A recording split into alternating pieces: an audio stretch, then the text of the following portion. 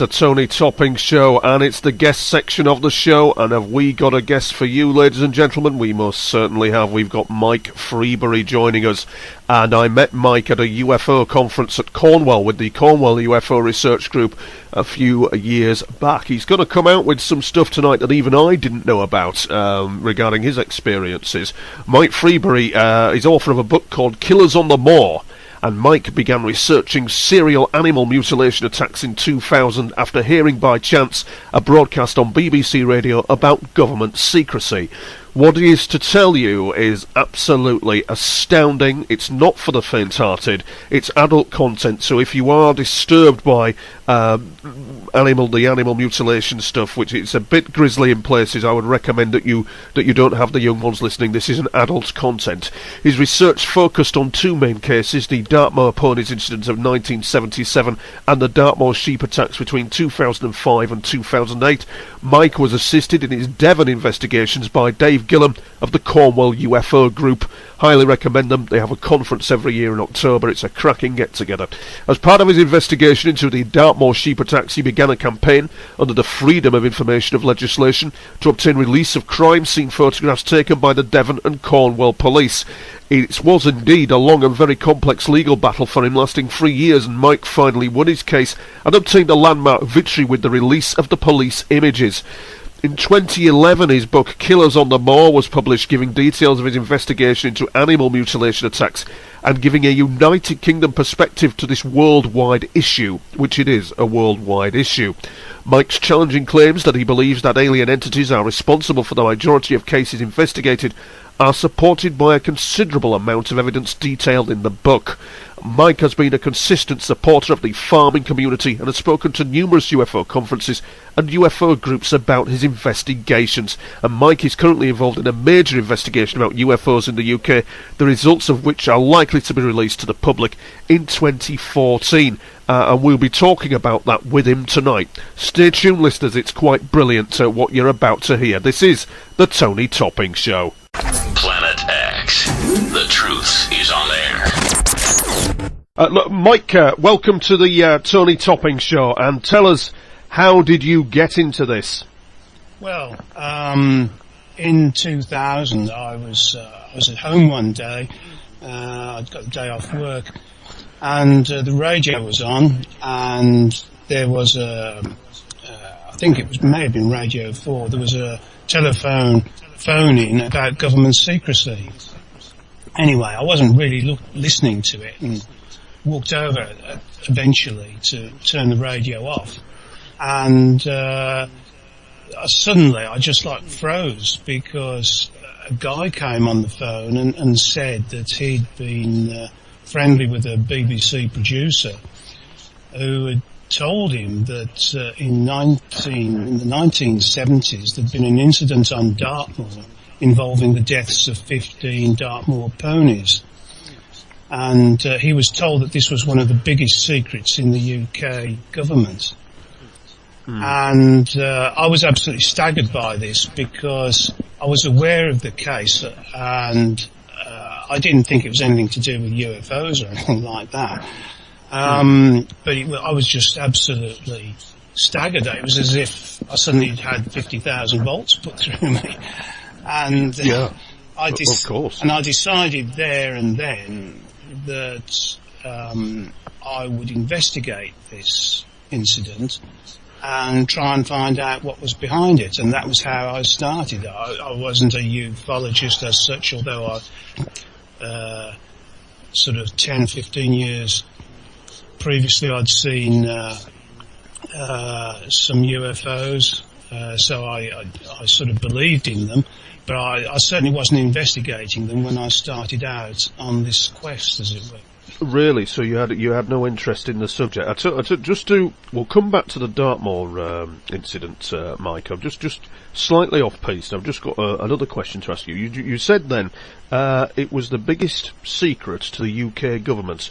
And the question I'm sure the listeners would ask, because there are an astute lot of my listeners, and I certainly would ask, is when you say the government, in your experience, which I know is extensive, What government are we talking about? Are we talking about this on the front of the desk of David Cameron that Dartmoor Ponies have been mutilated, or are we talking about another government? Are we talking about a dark government or a white government within the UK? I think we're talking about the UK government at quite a high level. The UK government at quite a high level. So we're talking above the Prime Minister, below the Prime Minister, do you think? Or? Well, I suspect it could be above the Prime Minister even. Yeah, and, right, okay. Right. This incident obviously goes back to the 1970s, and there are some dark secrets, obviously, that go back before then as well. Right.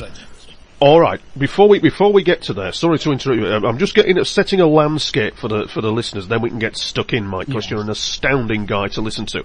And really, in a lot of cases, when I'm doing interviews, what I need to do, I will suddenly just say nothing and let you talk, because that's what happened when I met you. Yeah. You just talked, and it was incredible. What I'd like to just ask you, for the listeners who might be new to all this, is what are cattle mutilations? Well, I suppose the first thing is that. The number of cattle mutilations that I've dealt with is very few. I mean, I've got very few cases from the UK, because the cases that I've looked at have been the Dartmoor Ponies and... Would you mind just speaking up for us, Mike, there? Would you mind just speaking up? Hello. That'd be great. Yeah, can you hear me better now? Yeah. Yeah, that's better, pal. Go on. Okay. Yeah. Basically, I've investigated the attacks on sheep. But cattle mutilations is the general name given to animal mutilation attacks, because this issue surfaced in America in the late 60s, early 70s, and has been a major issue in the States ever since. But in this country, we have had a number of cattle mutilations, but I suspect that after the foot and mouth outbreak, was it 2001, when we had large numbers of cattle slaughtered, I think we probably lost a lot of potential cases. But the cases that I've investigated have been those to do with sheep. But the mutilation attacks affects every single animal. You can go right up the food chain. Including us, Mike? Yes.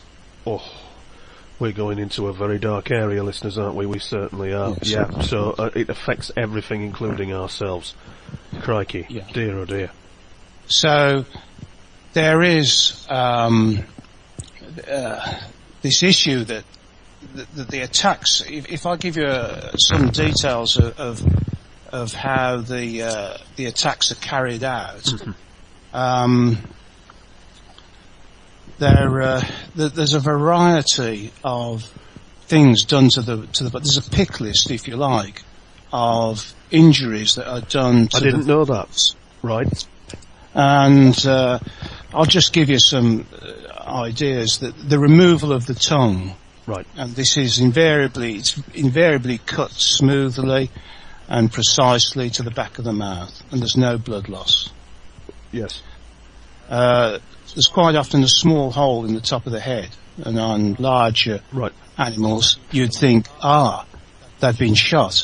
There's a case I've quoted in the book where a number of sheep appear to have been shot, but the vet, when she examined them, found that there were no, as she called it, dense metal inclusions. In other words, there were no bullets. There was no exit wound, and there were no bullets. So that is often a telltale injury. There are often puncture marks on the neck and the face, and there's a particularly nasty injury which is rectal coring, where they appear to use some sort of instrument to enter the anal area of the animal concerned. But it's cawed. You say it's cawed out. It's cawed out, yeah. Well, that's as well as it being horrific. Why do you think it's cawed, Mike?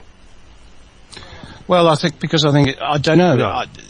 This is one of the problems that we've got, that we can only speculate as to the reasons why they are carrying out some of these attacks and why they are carrying out there's certain injuries involved. Because it does differ quite often from attack to attack.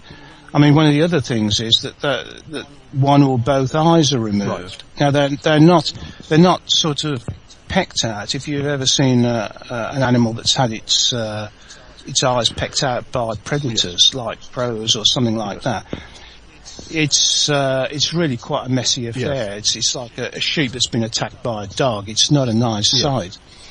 But the removal of the eyes is done with all the tissue and membrane. Everything is removed. It's completely gone. So that's another one of the injuries. There's quite often the removal, either circular patches or square patches of fur from the animal is another one. The ears are sometimes removed, and the number tag is invariably taken, because obviously, like sheep are tagged, as you would appreciate. There's also the surgical removal of limbs, and something to remember with birds, they're invariably beheaded. Now, there's an interesting thing about this, because the birds have a marvellous navigation system in their brain. They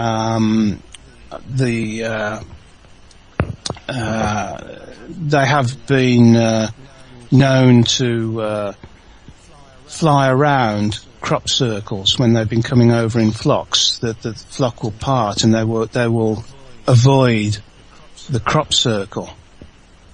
So there's an interesting thing there with birds. Are you pointing towards some sort of biological back engineering program by an off-world intelligence then, Mike? That is possible. Rather sweeping, I know, at this stage of the game, but is that what you think, in your opinion? I mean, plainly that there's a reason for them beheading the birds, and that is what I think they are looking at the most important part as far as they're concerned, which is the part that directs the birds. I'm interested to know, Mike. I'm interested to know, and I'm sure the listeners will be as well. What I'm fascinated about is how an ordinary guy like you, who has no interest in this subject, heard this thing on the radio. I'm fascinated to know what was the drive and motivation to go in possibly into one of the darkest areas of this UFO subject, and I know the dark areas of it. What was the motivation for you to do this, to get up in the morning and find out? What was driving you?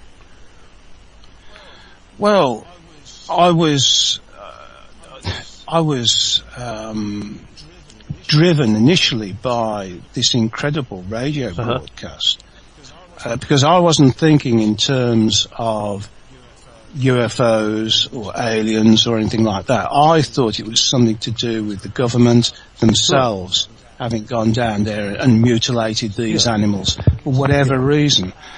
And the more I looked into it, and the more investigations that I did, I stumbled across the animal mutilation problem in America. And I then began to see similarities between what was happening what had happened in America and what had happened on Dartmoor in 1977. Right. And the further I went into it, the more I realised we were dealing here with an absolutely massive issue that is also the darkest of all issues. Are you an animal lover yourself then, Mike? Have you got pets? I like animals. Yeah, we've got a couple of cats, and I've been a member of the Royal Society for the Protection of Birds for many years, and I'm like a lot of people. like animals. So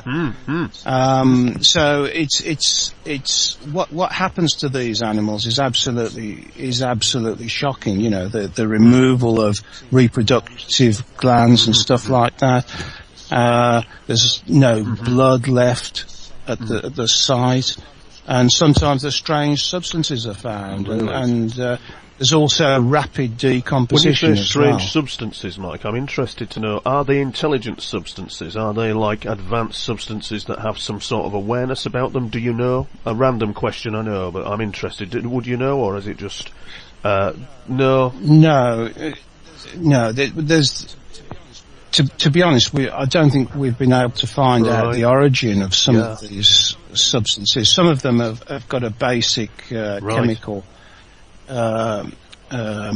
I mean, there was a case in America where they found some strange substance, and it was petroleum distillate, I think, and they worked out what it was. But why was it there? How did it occur? One of the things you can also find, we've had it in this country as well, that the victims are sometimes marked with a substance that can only be seen under ultraviolet light. Yeah, and that is typical. Or a black light, as they call it in America. It is just incredible, Mike. What would tell me something? Before we get to Dartmoor, we'll get. Tell me what the petroleum distillate. Why should it be there, and why shouldn't it be there, and what's that all about? I'd be interested to know. Well, to be honest, I don't know. And the trouble, I think, with a lot of this is that we can only speculate on why they're doing this. And frankly, I think the more you speculate, the worse it gets. But nobody's been really able to solve this mystery or come up with. It's amazing how in America they have a similar tactic in the papers as they do here, and it's invariably blamed on occult sects of one sort or another, or in this country, I mean, the police have blamed the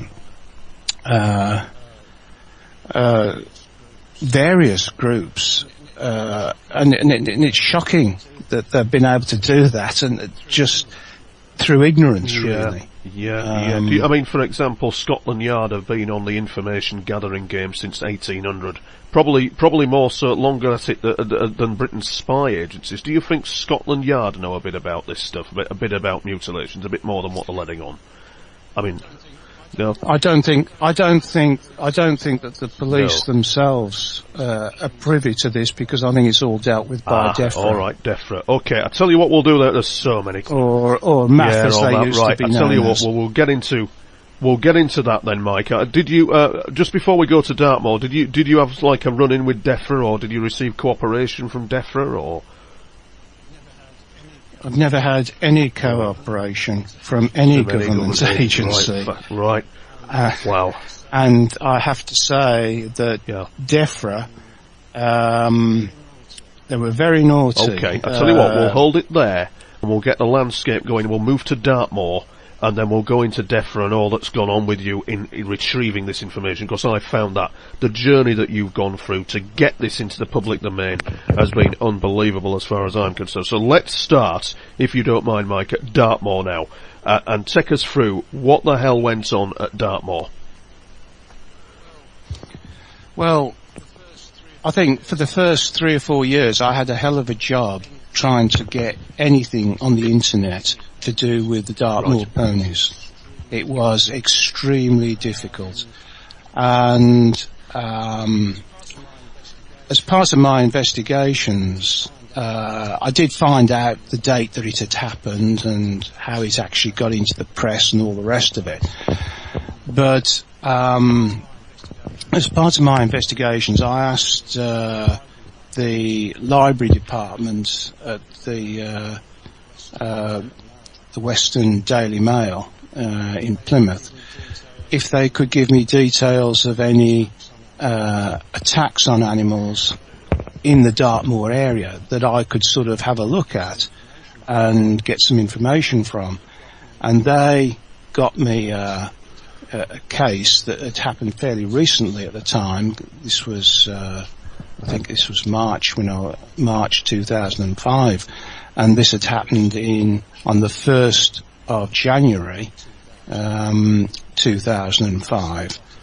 And basically what had happened was the 7 sheep had been killed and mutilated, and the bodies had allegedly been put in a occult star, a 7-pointed star. And there was a lot of speculation that this was the pagans and stuff like that. Well, the pagans just are not guilty of any of this. They've been slandered, but this is the police for you. And I went down to Dartmoor in April 2005 to have a look at the crime scene and try and get some more background information on what had happened. And I then found that the 7-pointed star was just a complete nonsense. They were left in a roughly, wasn't even roughly a circular shape. The bodies were just over a period of an area of about 30 metres. The bodies had been left there, but in no particular order. And I managed to get some photographs that confirmed this, because people had definitely got carried away by the occult slants that had been put on it. So, bearing in mind what had happened, I then spoke to the farmers who had lost sheep, and the one who had lost the most, I went to see her and told her that, in my opinion, there was a lot more to this case than just some sort of occult sacrifice, as been suggested by the police. The police, I don't think, had an idea what was going on. And my parting shot to her was, if this is an animal mutilation attack, and I said, I think it is, because they'd all died the same way. I said, they will be back. And so nothing then happened until October 2005, when I was driving. I was at work one day. I was actually driving into Wolverhampton, and I had a call from the farmer, and she said, we've had an attack, just like you've said. She said, we found 6 sheep so far, 4 of them in a field, laid out in a square, and 2 on the moor. And I said to her, look, in order to confirm what's going on here, can you go back and check to see if the tongues have been removed? Because the eyes had been removed from some of them. But I said, check that the tongues have actually been removed. And if you could come back to me, I said, I'll wait for your call. Anyway, about an hour later, she called me back, and she said, I've had a look at inside the mouths of each victim, and each one has had its tongue removed to a smooth cut to the back of the mouth. Oh dear, oh dear. Right. So I not only predicted that they would come back, I'd also predicted, now I realise more by luck than judgment, because I did say that they had a penchant for attacking during the full moon phase, either 3 days before or 3 days after. And that's exactly when these sheep had been attacked. So we then had the problem of there were no pictures taken by me. I didn't get down again until November, at which time Dave Gillam had agreed to help me. And I have to say, without Dave, we wouldn't have been able to carry out the program of all-night surveillances that we did. And Dave Gillam is, of course, the head of the Cornwall UFO group. Head of Cornwall UFO group. Yes, that's right. Indeed he is. Do carry on, Mike, yes. And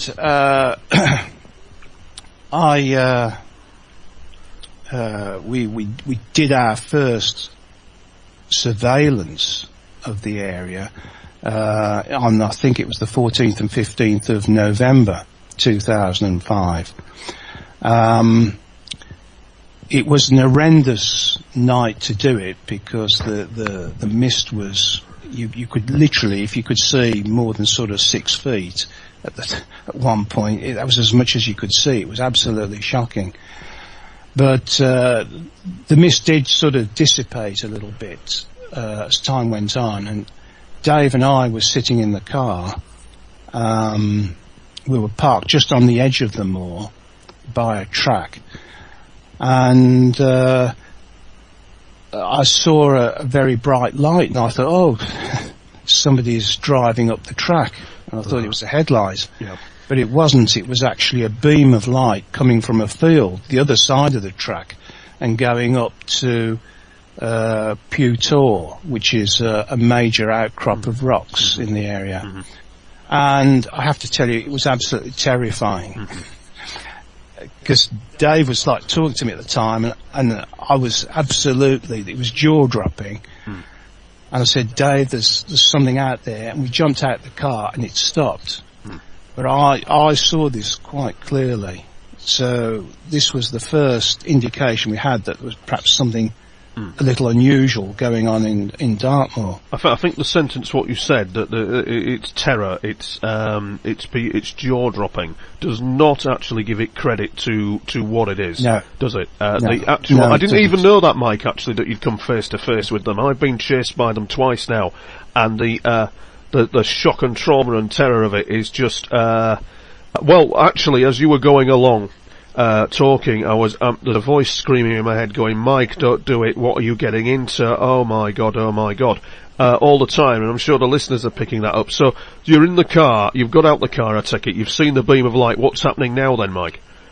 Well, it was a pulsing beam of Yeah, light, but it stopped. Dave, I have to say, didn't see it. Right. Because it was just, because I should have told him immediately, but I saw it, Right. but I was absolutely, Yeah. I just couldn't believe what I was No. seeing. No. And even now, I can only speculate on what that beam was doing or what it was about.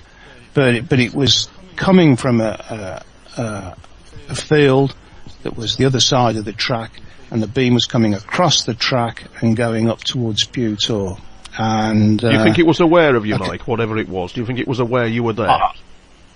I just don't know. I presume it must have done.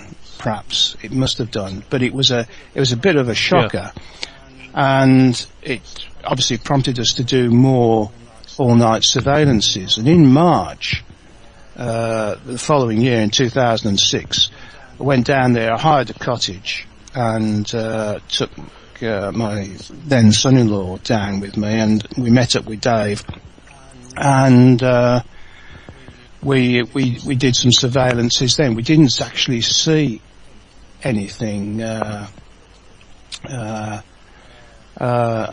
until the one night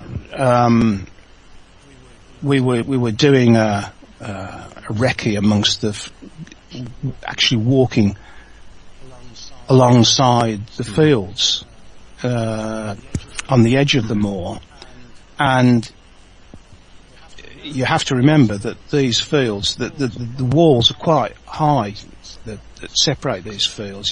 They're about 7 or 8 feet. So it's not a question of having a low hedge and just looking over the hedge. We sort of had to get to either a gate or climb up in order to sort of see across what was happening. And at this one point, Dave and myself saw something very, very strange that seemed to be in the air, in the middle of the field, probably, bearing in mind, I measured the field, I think it was about 120 metres across. So this must have been 60 metres from us. And it looked, it was just like a pair of eyes, very large eyes.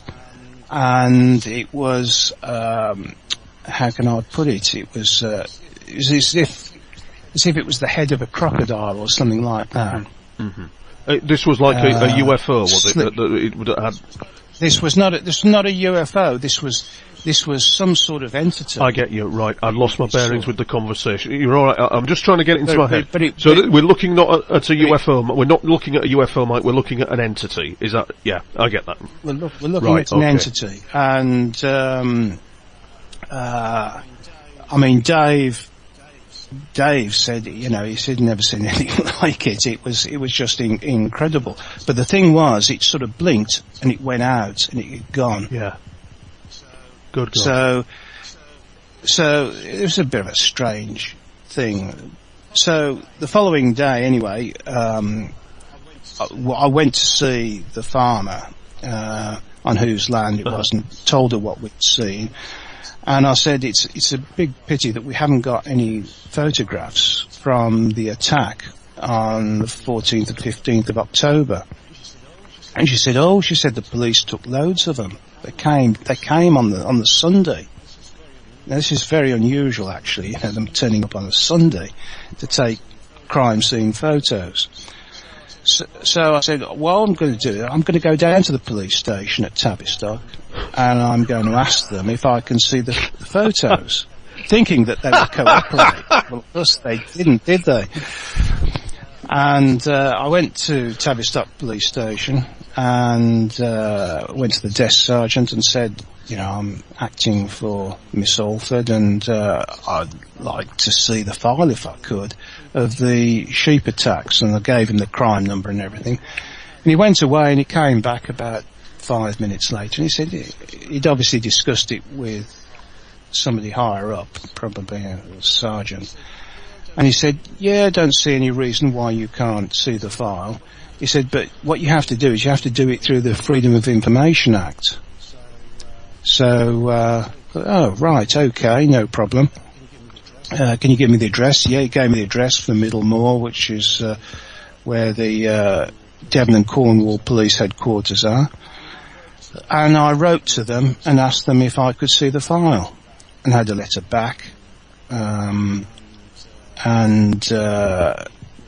It was refused. I had a refusal notice. And they quoted 3 or 4 instances of why I couldn't sort of see this this file. So I was told that you can appeal, and you may not know this, Tony, but if you make an application to the police for information and they refuse it, you can appeal, but you have to appeal to the police, would you believe, because they carry out their own appeals procedure. So I wrote to them, and they dragged it out. But anyway, surprise, surprise, they rejected my appeal for this information. So the next thing I had to do then was I had to go to the Information Commissioner in Cheshire, and I had to make an application there to see the photos and to see the file. I should say that because they told me there was third-party information contained in the file, which I now know was the name of the farmer and nothing else, I did say that I would have, as long as I could see the photographs and any forensic reports that they had done, which they hadn't carried out a forensic investigation, which I found quite surprising, that I would stand for them redacting the other part of the file, so long as I could see the important information, which really was the photographs. But anyway, they rejected that, and I had an acknowledgement from the Information Commissioner saying that they would wait until they got a case officer allocated, and then they would deal with it. But then they sent me an email saying, well, do you really want to continue with this? You know, is it really worth it? You know, I mean, But I said, yes, it's in the public interest and in the national interest, and I wanted to continue with it. So every 3 months I was getting an email from the Information Commissioner saying, we are still waiting to allocate a case officer to your appeal. And this is how it went on for, I think, 18 months. 2 years, bloody hell. And eventually, I think it was in February 2009, bearing in mind, it's March 2006, I did have some, how can I put it, some rather arsey correspondence from the Information Commissioner case officer. But anyway, I had a notice from them in February 2009.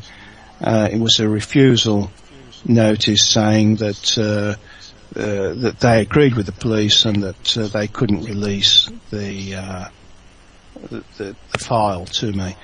So I then had only one alternative, which was to go to what's called an information tribunal, and 3 judges sit on this tribunal. Yeah. And I made an application, and there was 7 reasons I think I'd put for this particular application, this appeal. National security could be affected by what was going on because these attacks I'd already worked out were happening in America and they were happening here, so whatever it was had a global capacity. Yes. I'd just like to add in there, Mike, I remember you telling me that you got to a stage, this is probably further down the narrative here, but you did get to a stage where you had information, is this correct, just for the listeners, you had information that perhaps the people who were dealing with this didn't have, that could have helped? It's going to come on to that, actually, because because what actually happened was that the Information Commissioner's solicitor sent me his response to the 7 points that I raised and completely crushed my argument. And I realised I had to up my game, which I did, and I cut out 4 of them and I majored on 3. And as a result of this, the tribunal agreed, and they also stated that the Devon and Cornwall police would have to put in writing the reasons why, because this they had never actually done. They'd have to put a detailed reason as to why I couldn't see those photographs. May I just ask, for the listeners' interest, Mike, what points did you raise for the Information Tribunal, who were giving you some real flack, to change their mind and come round to your point of view? I'm just trying to find the file. Because I know, just for the listeners' interest, while Mike's finding his info there, I think Mike had a situation where he was mysteriously stopped by all kinds of police cars, issued speeding tickets, and during the process of this, yeah, didn't you? I understand you were telling me all that, but you and Dave there are very dark horses, because I didn't know that bit when I met you at that conference. I didn't know all that had gone on. With the business of seeing, Dave never mentioned it, where he'd never mentioned that at all, where you'd had that incident there with the beam of light and the entity and all that kind of thing. He never mentioned any of that. Fascinating. I'll slap his wrist when I see him. I'd use ground 7, which was national security, the use of high technology and the link of the attacks to the United States. Very true. So that was one, and then ground 6, which was operational matters. My argument was that the release of the photographs could not prejudice a case that the police had closed, because they told me that they closed the case. So how could that be? And they'd also released information to to the press, because the police are very good at doing this. They're always leaking things to the press. I mean, we never hear anything about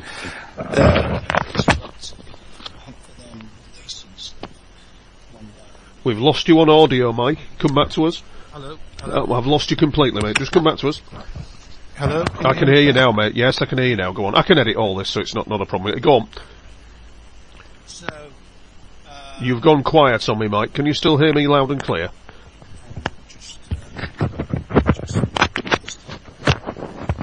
Is that better now? That's better now. Go on, pal. Is that okay? Good. No. So the Information Tribunal obviously agreed with me, and they insisted that the Devon and Cornwall Police should now be joined in proceedings, because this is now a legal case. So it's me versus the police, Right. and the Information Commissioner. Right. And so what you have, when you have a legal case, you have a thing called the bundle.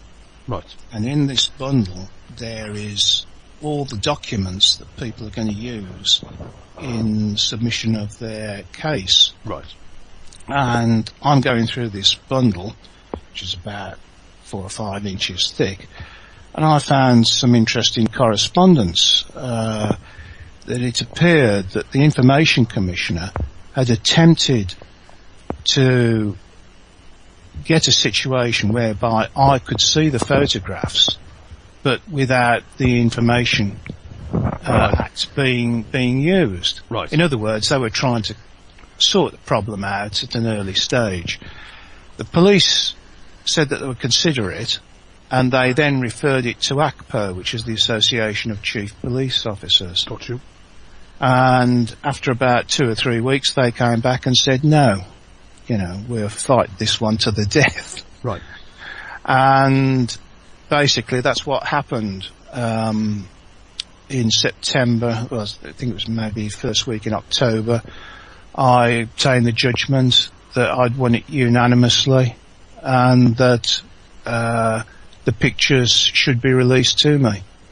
And wow. Very interesting pictures they were too. Tell me this then, Mike. In the current regime of this atrocious government that we have at the moment, there is the new process that has come in regarding the secret courts, whereby you can be tried on evidence that you haven't heard, etc., etc. You've no idea what it's about. They can only give you the minimum of information to protect national security. Therefore, did you strike at the right moment? I suppose if under this new bill that they've put in, investigators like you will have one hell of a job on trying to get any information out of any tribunal system, I would assume. Well, I think it's very difficult anyway. Well done, you. Yeah. And to be honest, I did have some legal knowledge, not a lot. Yeah. Not many people would have just stuck in for 3 years to get a judgment, but. No. It was the only way I could see of ever getting that kind of. I knew the information would be good if we could get it, and right. Thankfully we did. And so you got the information, and what was it worth waiting for then? What was it all about? Well, it was worth waiting for because the photographs are in the book. I managed to get permission from the police, right, to include them in my book. And these pictures are, in my opinion, very, very striking and do provide further evidence of what I'm saying here, that there's some sort of entities going on here doing this, because if you look at the injuries, you think, well, how the hell did that happen? Right. Yeah.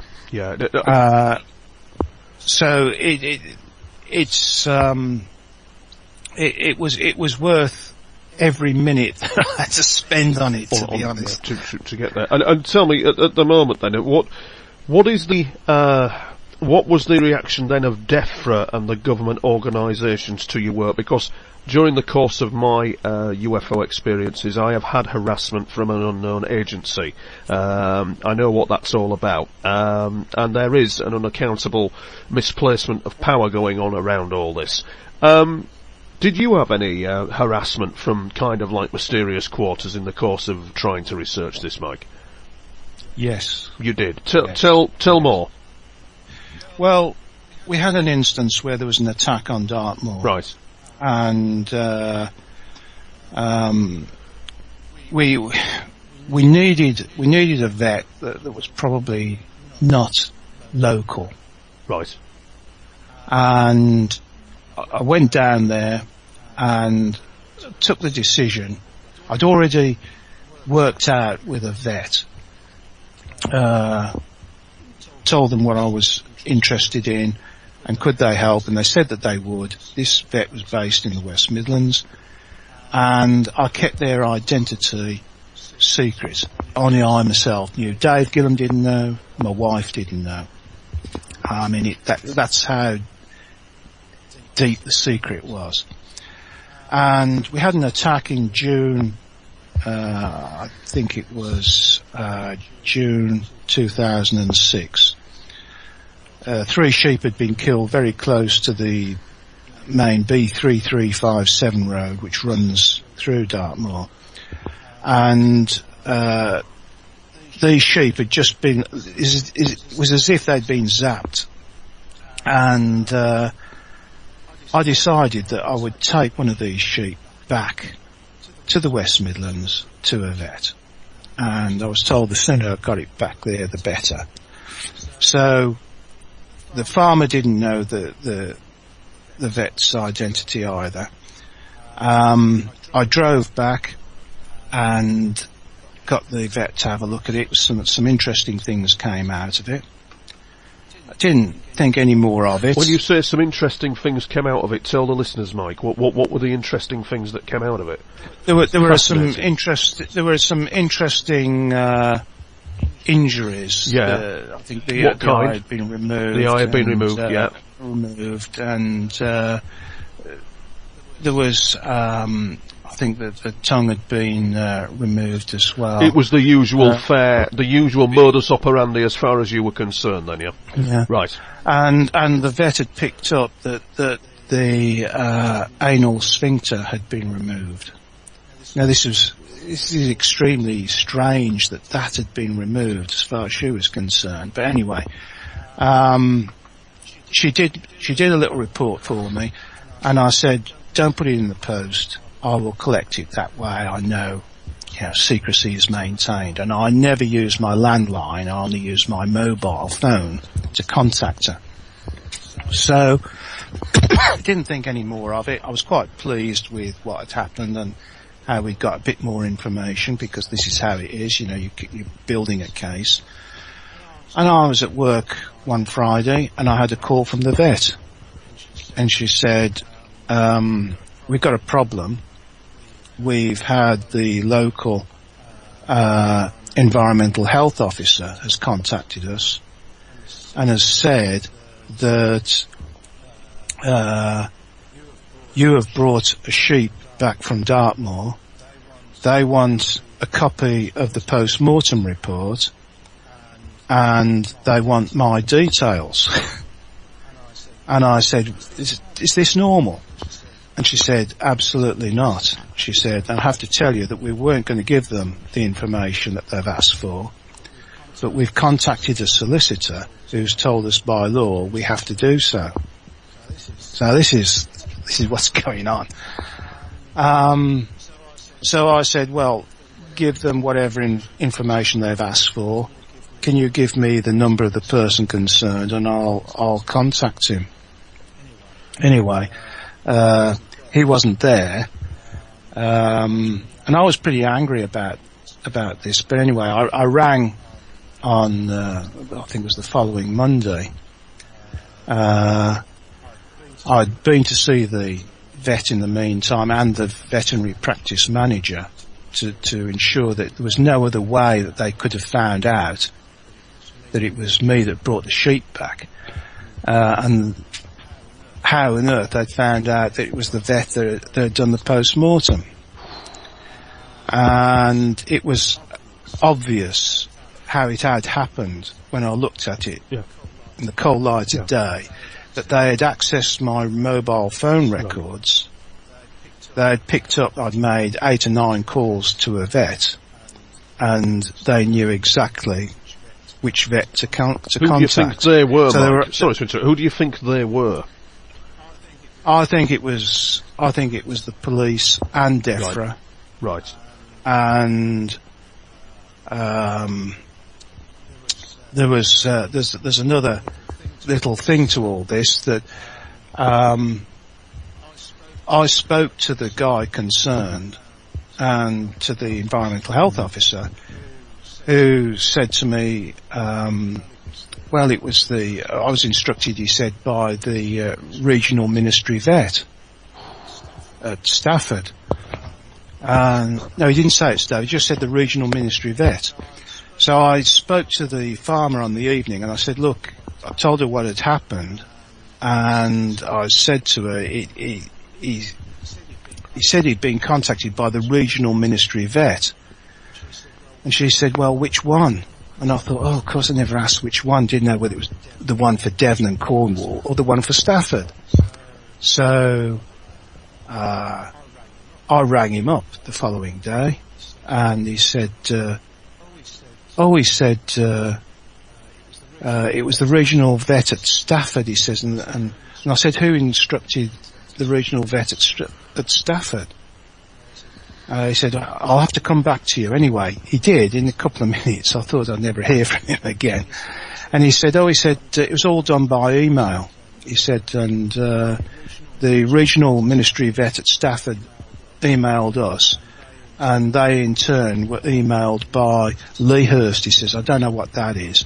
Well, I knew exactly what it was, because Lea Hurst is the main animal disease surveillance unit at Lea Hurst, which is the DEFRA facility just south of Liverpool. It's actually part of the University of Liverpool. I bet I could make an educated guess, Mike, that they've got a full-blown cattle mutilation reporting network going on. What say you to that? I certainly say that is exactly what the case is. And I dare say they've got a file on me, probably a couple of inches thick as well.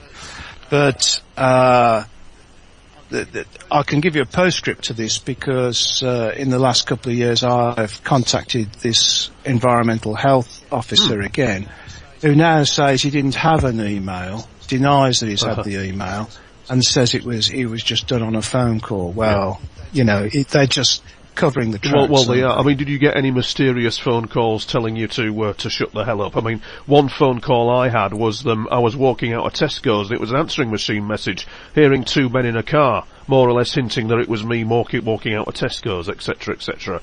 Did you have anything like that occur, or? No, I haven't. But I've been aware that my phone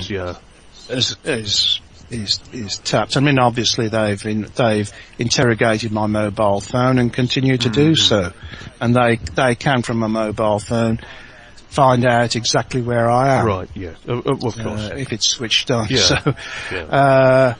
I'm quite sure that they've been monitoring me very carefully during those attacks in Devon.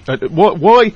And this shows you what DEFRA are like, you know. I mean, they've also got a facility at Barton Hall, near Preston, which is also, I mean, Davy Caton, who's an old hand at the animal mutilation investigations, he will tell you that he's been threatened by people from DEFRA. From DEFRA? The Department for Rural Affairs? Where did they, as a matter of interest, where do they get the quasi-military legal jurisdiction to threaten someone then, Mike? Are they more powerful than what we think? Well, I think they are more powerful. I think that these are people that have got the world by the throat. They really have. Right. I mean, there's instances where there is a particular instance which is in the book, whereby a police inspector was trying to make inquiries about the body of a sheep that was removed from a farm, and the farmer was really uptight about it. He wanted it back or compensation. And a civil servant came on the phone and talked to this police inspector like he was a piece of dirt, as if, well, if you don't desist this, you'll regret it, sort of stuff. Yeah. And, it is to me, Mike. I know at the Cornwall conference, a woman approached me at your conference, and she said that she was a former civil servant, and that she was in a department that was investigating this. I don't know whether she approached you at all. This was at your conference I was speaking at. Very charming woman. She said to me that when she was doing this, she was investigating cattle mutilations for a government department, and that they extremely concerned them. And she said that she would like to have written a book about it, but she knew what getting heat was all about, and she wanted to enjoy her retirement. She knew that this subject, what you're talking about, was one of the highest, I would reckon probably, and this is no exaggeration, a security classification higher than the atom bomb and nuclear. Would you suggest? Oh, yes. I would suggest that, yeah? Yes. And it's kind of like, what is concerning is when it develops into the human food chain as well, which I know Whitley Strieber's certainly covered. What is that kind of, it's an area perhaps I wouldn't want to go into, but I think we must to understand the darker side of this subject. What's your knowledge on that one, Mike, on the human, mutilation issues that are occurring? Well, I can only say to you that I've been given, and I have to say, this is why I didn't include anything in the book, because I'm not going to put anything in writing unless I can back it up with evidence.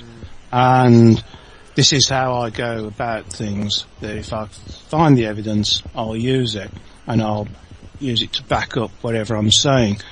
But I have been given details of attacks in the UK, and there is a letter from a researcher who has since passed away, that I've got a copy of, in which he states that there is a secret facility in Scotland where there's over 100 bodies being kept.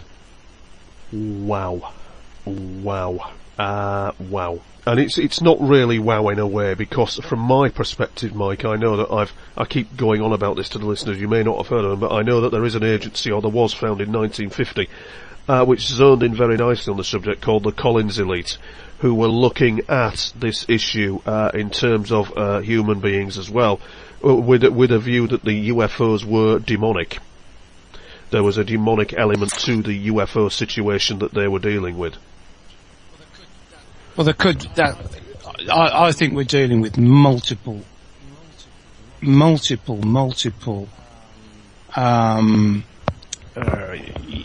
alien races. And unfortunately, one is coming through, I would suggest from my experiences, one is perhaps, well, we can't verify it, can we, but it looks like something from another parallel reality is stepping in, an entity of some description that is doing this.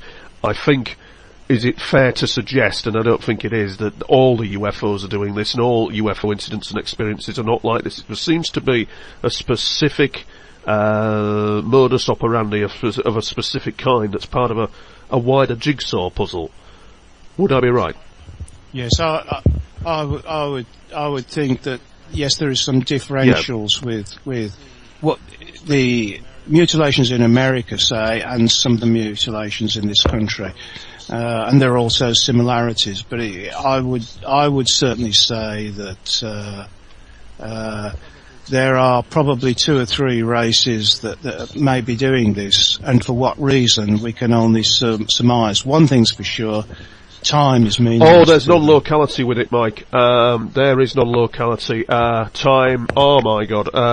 Time travel is in fact, as any seasoned researcher of UFOs may know, time travel is the elephant in the room on the issue, and time-related, time is meaningless. It is absolute, and I think the technological base is developed around it as well. Their understanding of time and how to warp it, how to travel through it, is absolutely unbelievable. Hence probably the there and gone situation, where there's no evidence of them being there, but there is evidence of an advanced technology base being used.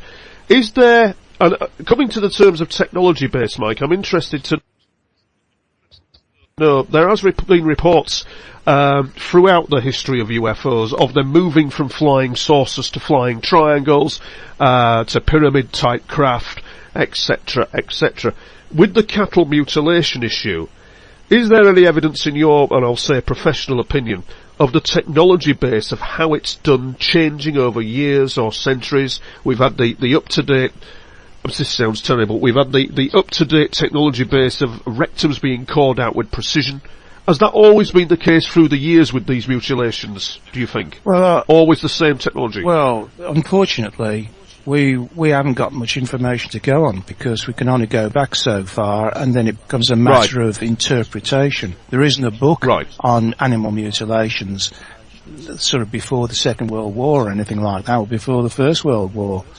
And there's nothing in the history, let's say, of Japan or China or Russia, for that matter, of this going on then? Well, not that I'm aware, but quite frankly, I'd be interested to know if there is. Because it's a global problem now, that's for sure. Don't let anybody tell you that, it's only happening in America and the UK, because it isn't. It's happening right across the world.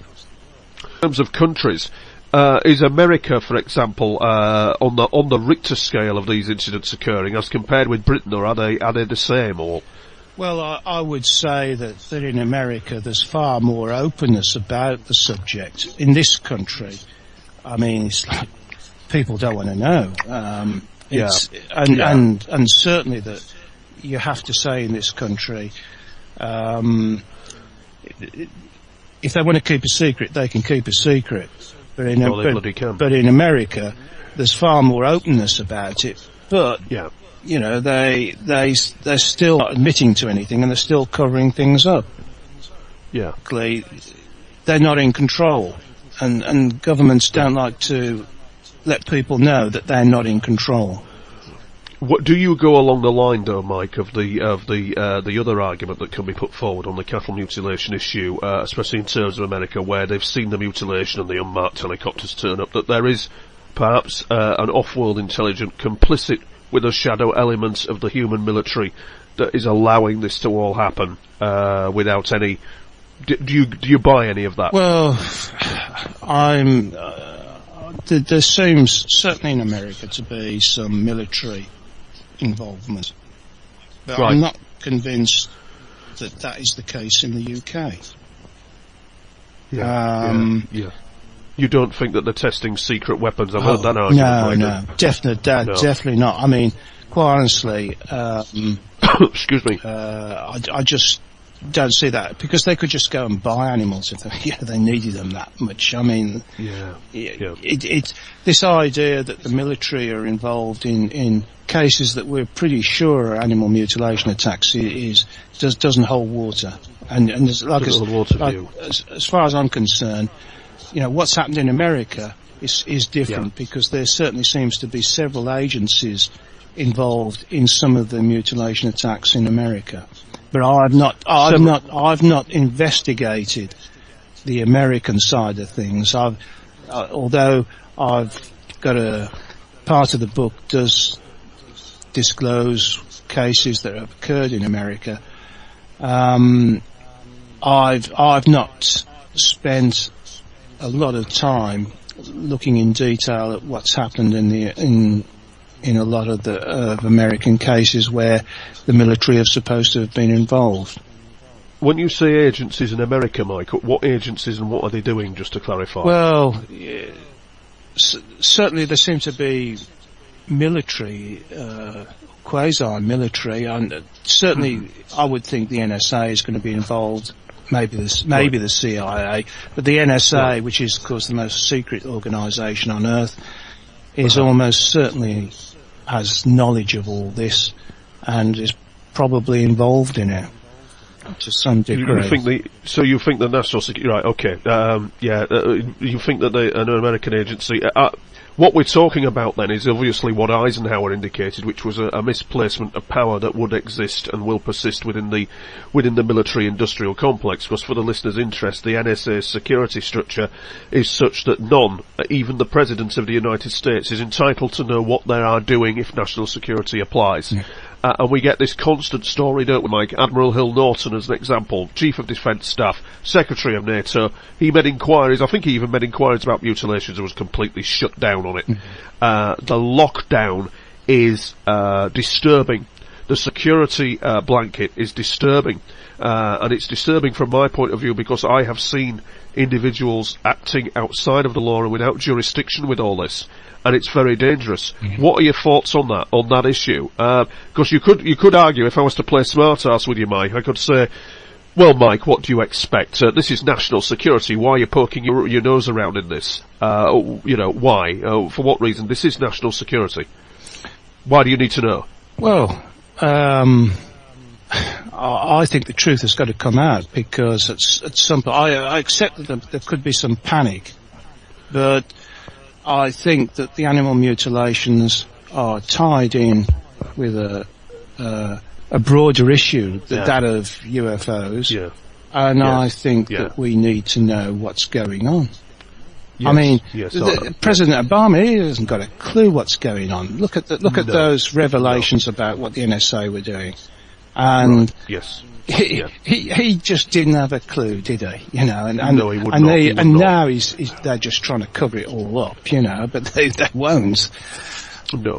No, very, very true, Mike. And with this information that you've got, you couldn't even put it in front of David Cameron. If you was Mike Freebury, freelance author, just give a briefing to David Cameron, or even the President on this issue, they'd be reaching for the Ruddy Drinks cabinet. They probably wouldn't have a clue, would they? Yeah. As to what is going on. And I think that has implications for the democratic process. We do have something that's completely and utterly out of control here, and it's worrying. It certainly is. The other question I was going to ask you is why Dartmoor in particular, or can it be anywhere in the UK and Scotland and Wales, Mike? It could be anywhere.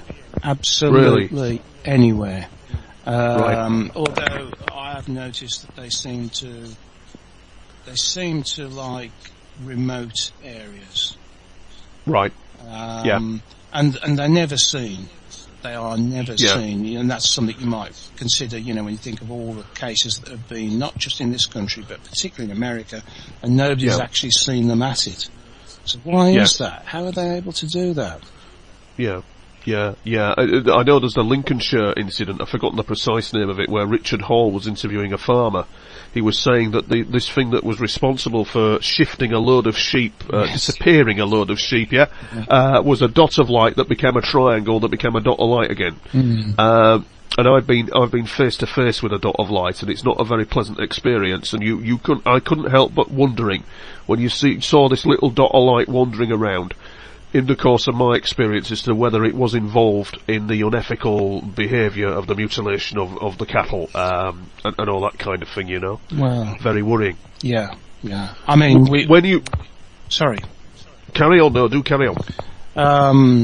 As part of the current investigations, we've photographed many different kinds of craft, but we've photographed a lot of spheres. And I don't know whether they are involved in what's going on.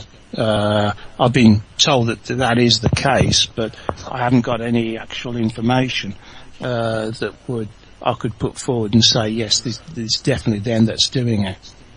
Yeah, I noticed, Mike, that you don't come from a pious viewpoint of, well, I've got secrets about this and I wish to change the world and this, that and the other. What I am interested to know about, in the bio that you sent me, is that you're presenting new information about UFOs to the public in 2014. What's all that about?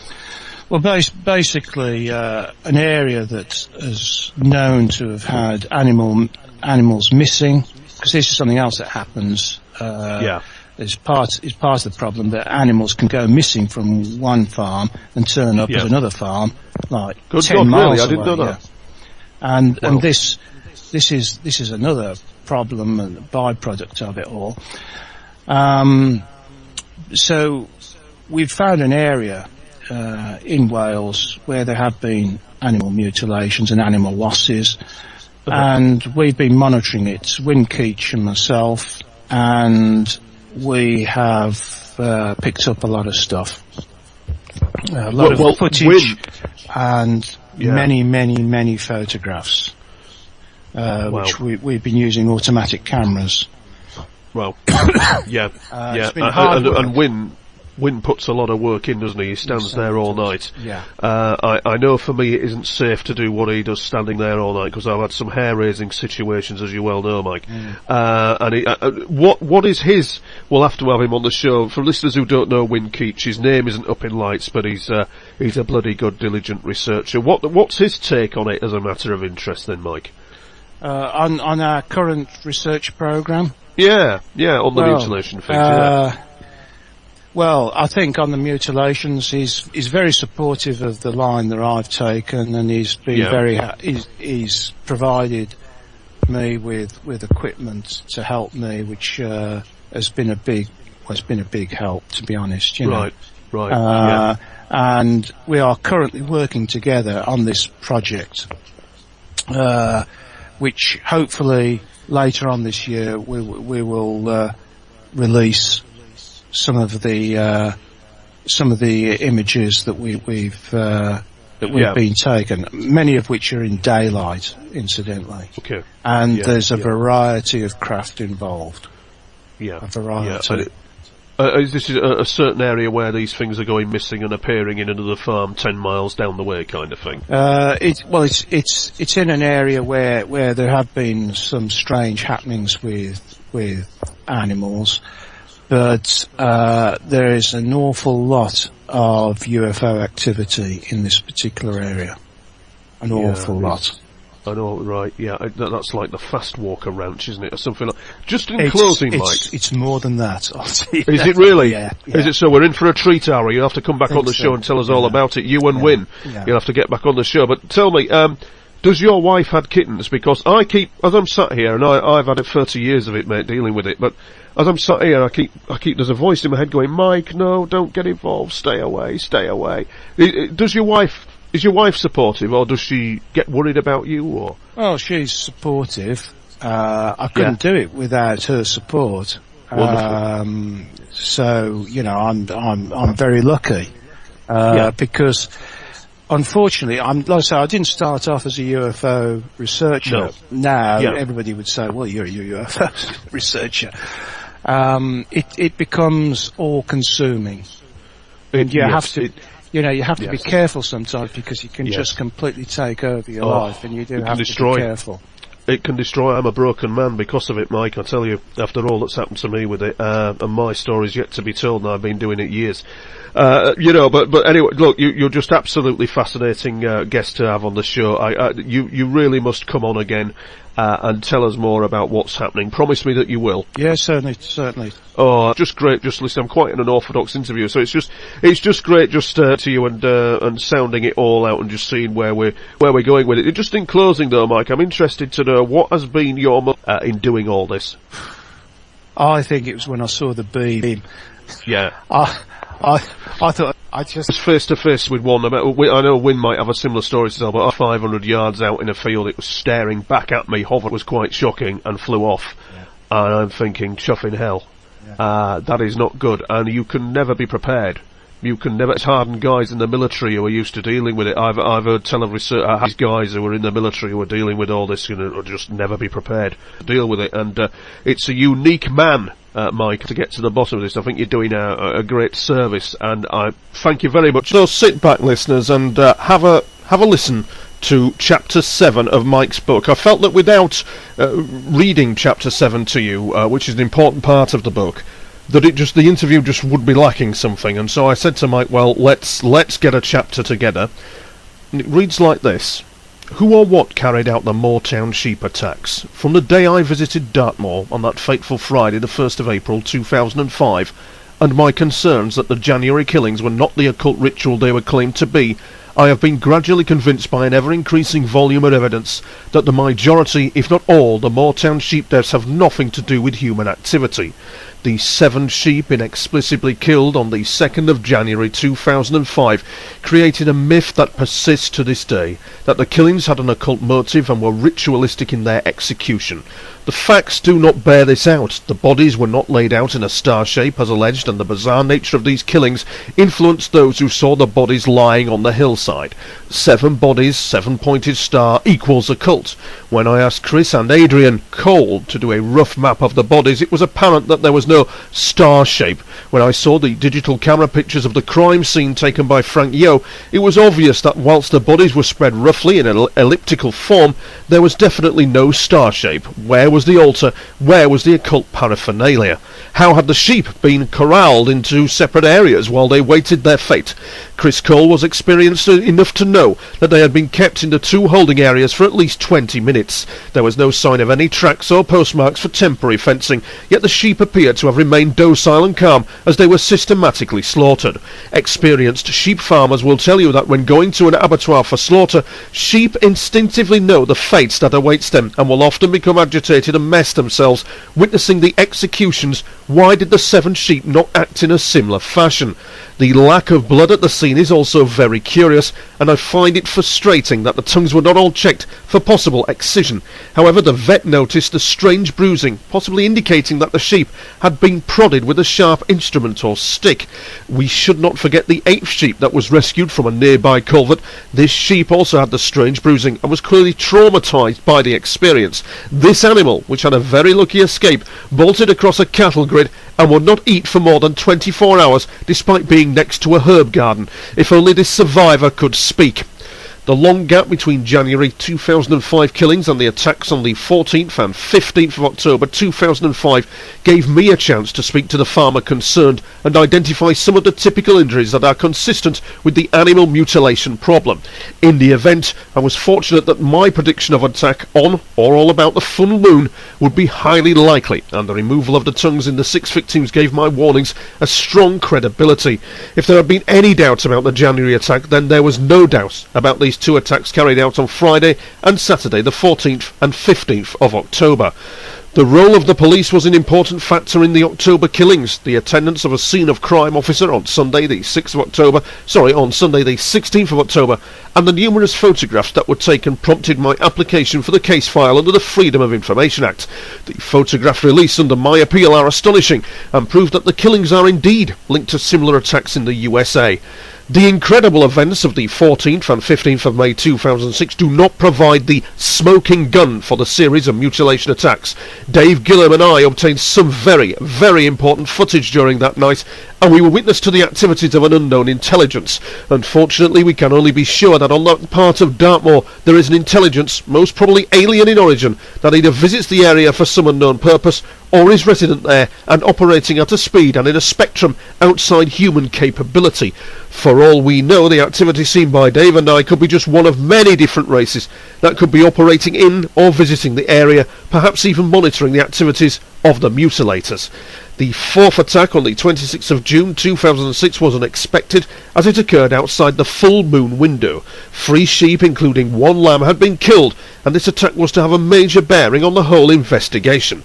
By the time Dave and his son and I reached the crime scene on Wednesday morning, only 1 body lay in situ. The dead animal looked as if it had been struck down as it was walking, and the missing tongue and eye told a familiar story. This corpse was to prove very important because a thin strip of tissue had been removed from the lower jaw. The cauterized, serrated cut edge was my first sight of the classic cookie-cutter mutilation, so prevalent in USA cases, and we had a further clear link to the mutilations in the USA. One of the 3 bodies had been removed by the farmer at my request, and I was to prove no less significant that the body we had examined on the moor. I removed the 2nd body to a vet in the West Midlands, and only I knew the identity of that vet. The cursory post-mortem revealed that the anal sphincter had been removed and that the tongue had been excised by a smooth cut to the back of the mouth. 1 eye had been completely removed, and a 2-centimetre hole had been made on the underside of 1 leg, directly into the abdominal cavity. Whilst the information received from the vet was highly significant, other matters were to overtake the investigation. It is apparent that there were other agencies interested in the investigation I was carrying out, and the subtle way DEFRA obtained my mobile phone records to get the name of the vet before approaching me through the local environmental health officer show the high level of monitoring of the animal mutilation problem. The killing of 2 lambs on the 7th of July 2006, one in a field close to Moortown Farmhouse and the other near Tavistock Golf Course, created further confusion. The killing near the golf course seemed particularly audacious, as this area is well used by people walking their dogs. No one saw or heard anything. The second killing was in a field that is not easy to access and within close proximity to the farmhouse. An astonishing aspect of this particular killing is the fact that the victim was selected from a flock of some 120 sheep. Why did they select this one animal?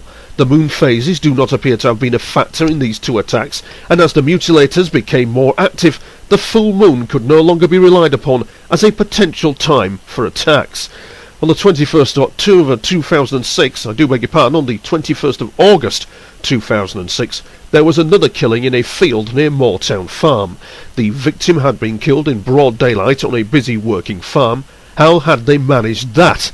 It is interesting to note that low-flying military aircraft that appeared to be photographing the Barn Hill and common area on the 16th of August. The 29th of August saw another killing, this time on the common near Pork Hill car park, and this animal, like the previous victims, has its tongue excised, one eye removed, and possible rectal coring. There was a most sinister and disturbing element to this killing. The farmer brought the dead animal back to the farm in her Land Rover, and when she checked the body a couple of hours later, she was shocked to find an enormous pile of dead blowflies next to the body.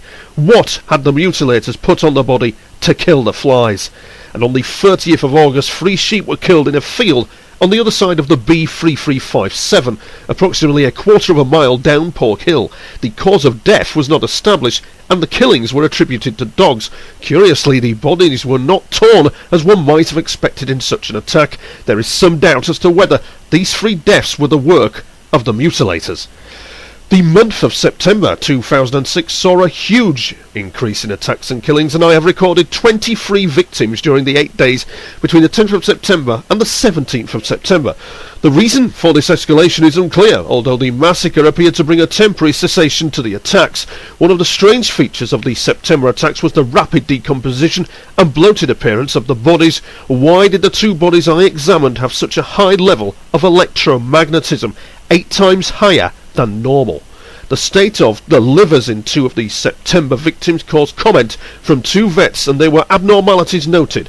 I wonder if a case from New Mexico in 1979 has any relevance. On Friday, the 19th of January 1979, 3 horses were killed, 2 of which were mutilated in an area of South Carlsbad, New Mexico. A foal had been removed from one of the victims, and 4 days later, on the 23rd of January, another horse was killed and mutilated. The horse that had not been mutilated in the first attack was also disfigured by the mutilators, who carried their attack despite all-night surveillance by the owner of the ranch. A local veterinarian, a Mr. M.C. Reynolds, revealed that in his opinion the horses died of acute toxic hepatitis. Dr. Reynolds did not offer any further speculation on the deaths. An experienced animal mutilation investigator who researched the incident pointed out that severe liver deterioration had been noted in other mutilation cases. I am not sure how 3 seemingly fit horses can die the same night of acute toxic hepatitis. However, it appears to me that the deterioration of an animal's liver may be another symptom of the mutilator's activity. Further 7 sheep were killed on Barn Hill sometime during the 16th and 17th of July 2007, and this attack was attributed by some to dogs. However, Mary Alford, the owner of these animals, was adamant that the sheep had been killed as previous victims, and that the 7 deaths were an additional statistic of this disturbing series. How dogs could have removed the tongues of these animals is not clear. On the 4th of November 2007, a lamb was abducted from a field on the Alfords farm and killed and mutilated on Barn Hill. The curious thing about this attack is that the mutilators took the animal from a field and transported it half a mile to the place where its body was left. The last recorded attack was during the 13th and 14th of November 2008, when a neighbour of Mary Alford found one of her sheep dead in a gorse bush near the track and next to, coincidentally, the place where David Gillam and I used to park on our surveillance nights. The animal bore the classic signs of a mutilation attack. Its tongue had been precisely excised by a smooth cut to the back of the throat. Given the location of the body, which appeared to have been dropped into a gorse bush, was this some sort of bizarre message from the mutilators to Dave and myself? It is difficult to say with certainty that there have been no further attacks. I am curious about the involvement of the military, and it is possible that dead animals are being removed from the area before they can be discovered. One of the most disturbing facts to come out of this series of killings is that the hapless victims of these horrendous attacks are still alive when the mutilations are carried out. What evidence do I have for such a statement? A government veterinary officer, I quote from his report, "The right ear had been cut and there was a band of hemorrhage extending 1 millimetre beneath the wound, suggesting the cut had occurred pre-mortem. Veterinary pathologists in the USA have made similar findings in mutilation cases." A possible motive for the series of mutilation attacks on Dartmoor arose in November 1997 when ex-government minister Patrick Nicholls MP for Tenningbridge in Devon called for a public inquiry into the effects of a series of germ warfare tests carried out in an area between Lynn Bay and Devonport. The tests were carried out in the 1960s and did not conclude until 1977, the year of the 15 pony deaths. The scandalous testing programme involved the release of a cocktail of bacteria such as E. coli 162 over a corridor across Dorset and Devon to simulate a biological attack. The agency responsible for this horrifying scheme was the Defence and Evaluation and Research Agency, who claimed the tests would have no harmful effects. In a disgracefully short debate, Mr. Nicholls argued that there was no evidence to support the Defence Evaluation and Research Agency view that the bacteria release was harmless.